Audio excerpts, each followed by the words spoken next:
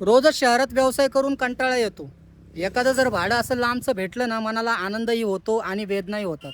आनंद यासाठी की लांब येऊन निसर्गाच्या ठिकाणी काहीतरी बघायला मिळतं आणि त्याचा आनंद घ्यायला मिळतो. वेदना यासाठी होतात मित्रांनो, की एवढ्या लांब येऊन शहराकडे परत रिकामं जावं लागतं.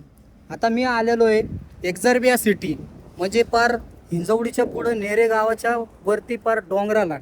या डोंगराच्या ठिकाणी तुम्ही इकडे बघू शकता, मागं सगळा डोंगर आहे आणि या डोंगराच्या ठिकाणी वरती एकदम टेकडावर एक्झार्बिया सिटी आहे.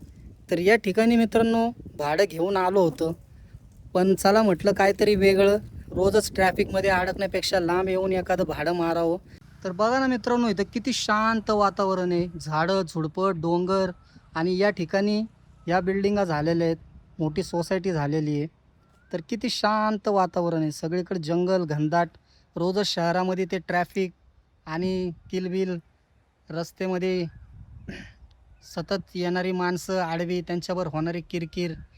या ठिकाणापासून लांब येऊन या निसर्गरम्य ठिकाणी अगदी मनसोक्त मन भरून येतं आणि आनंदही तेवढाच होतो.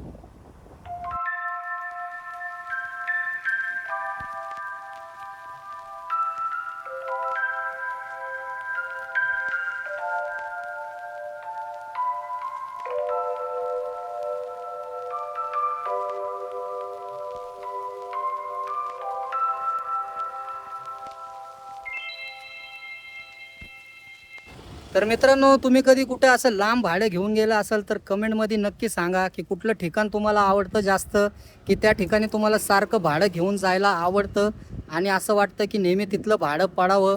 तर कमेंटमध्ये नक्की सांगा. व्हिडिओ आवडला असेल तर एक लाईक जरूर करा आणि चॅनलवर नवीन असाल तर सबस्क्राईब करायला विसरू नका.